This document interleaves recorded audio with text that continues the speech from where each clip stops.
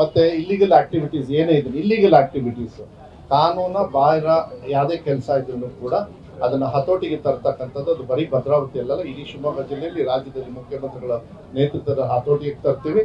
ರಾಜ್ಯ ಮಟ್ಟದಲ್ಲಿ ಅದೇನಾದ್ರು ಬೆಳೆದಿದ್ರೆ ಅದನ್ನು ಹತೋಟಿಗೆ ತರ್ತಕ್ಕಂಥ ಆದೇಶನ ಈಗಲೇ ಕೂಡ ನಾನು ಮಾತಾಡಿ ಮಾಹಿತಿ ತರಿಸ್ಕೊಂಡು ನಾನು ಆ ಕೆಲಸವನ್ನು ನಾನು ಮಾಡ್ತಕ್ಕಂಥ ಕೆಲಸ. ಇಲ್ಲ ಅದನ್ನು ಆಗೋದಕ್ಕೆ ಬಿಡೋದಿಲ್ಲ. ಪೊಲೀಸ್ ಅವ್ರು ಏನು ಕಾನೂನನ್ನ ಪಾಲನೆ ಮಾಡಬೇಕು ಅದನ್ನು ಸ್ಟ್ರಿಕ್ಟ್ ಆಗಿ ಮಾಡಬೇಕು.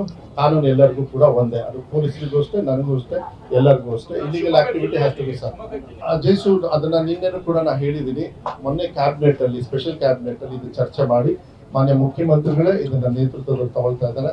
ಈಗ ಜನರು ಏನಾಗುತ್ತೆ ಕಷ್ಟಕ್ಕೆ ಅಂತ ಹೇಳಿ ಏನೋ ಕೈ ಒಡ್ಡಿರ್ತಾರೆ. ಆ ಸಂದರ್ಭದಲ್ಲಿ ಇವತ್ತು ಈ ಮೈಕ್ರೋ ಫೈನಾನ್ಸ್ ಅಂತಕ್ಕಂಥದ್ರಲ್ಲಿ ಮಿತಿ ಮೀರಿ ಹೋಗ್ತಕ್ಕಂಥ, ಅಂದ್ರೆ ತೊಂದರೆ ಅವ್ರಿಗೆ ಏನಾಗ್ತಾ ಇದೆ, ಕೆಲವರು ಜೀವನ ಹಾನಿ ಮಾಡ್ಕೊಳ್ಳೋದು, ಬೇರೆ ಬೇರೆ ಸಂದರ್ಭ ಕ್ರಿಯೇಟ್ ಆಗೋದು, ನಾನು ಅಂತ ಚರ್ಚೆ ಮಾಡಲ್ಲ. ಮಾನ್ಯ ಮುಖ್ಯಮಂತ್ರಿಗಳ ನೇತೃತ್ವದಲ್ಲಿ ಹತೋಟಿಗೆ ತಂದು ಅದು ಯಾವ ರೀತಿ ಕಾನೂನನ್ನು ತರಬೇಕಾಗುತ್ತೆ, ಸಾಮಾನ್ಯ ಜನರಿಗೆ ಅನುಕೂಲ ಆಗಬೇಕು, ಯಾವುದೇ ಥರದ ತೊಂದರೆ ಆಗದೆ ಇರತಕ್ಕಂಥ ರೀತಿಯಲ್ಲಿ ಮಾನ್ಯ ಮುಖ್ಯಮಂತ್ರಿಗಳ ನೇತೃತ್ವದಲ್ಲೇ ಇದಕ್ಕೆ ನಡೀತದೆ.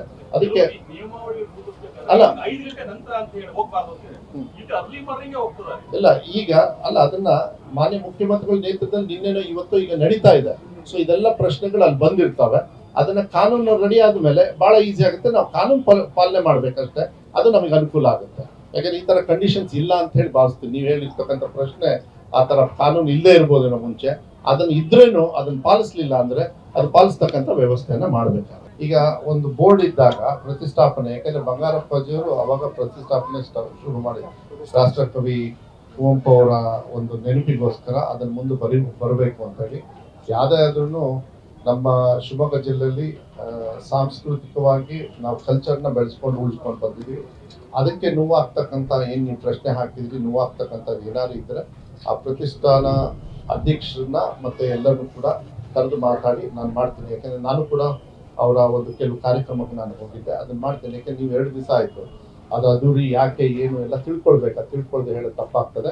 ಅದು ಇಂಡಿಪೆಂಡೆಂಟ್ ಬಾಡಿ ಇರೋದ್ರಿಂದ ಯಾಕೆ ಅಂತ ಹೇಳಿ ನಾನು ಸೂಕ್ಷ್ಮವಾಗಿ ನಾನು ಮಾತಾಡ್ತಕ್ಕಂಥ ಕೆಲಸವನ್ನು ನಾನು ಅದು ನಿಮಗೆ ಗೊತ್ತಾಗ್ತದೆ. ಅದು ಈಗ ಕೆಲವು ನಿರ್ಧಾರಗಳನ್ನ ಕಾವೇರಿ ಅಂತ ಹೇಳಿ ಅವ್ರ ಅಡಿಗೆ ಬರ್ತದೆ. ಇಲ್ಲಿ ರಾಜ್ಯ ಮಟ್ಟದಲ್ಲಿ ನಾನು ಮುಖ್ಯಮಂತ್ರಿಗಳ ಸೆಕ್ರೆಟರಿ ಅವರಾಗಿದ್ದಾರೆ, ಅವ್ರಿಗೂ ಕೂಡ ಮೊನ್ನೆ ಮಾತಾಡಿದ್ದೀನಿ. ಅದನ್ನ ಈ ಬಜೆಟ್ ಪ್ರಿಪ್ರೇಷನ್ ಅಲ್ಲಿದ್ದಾರೆ ಎಲ್ಲರೂ ಕೂಡ.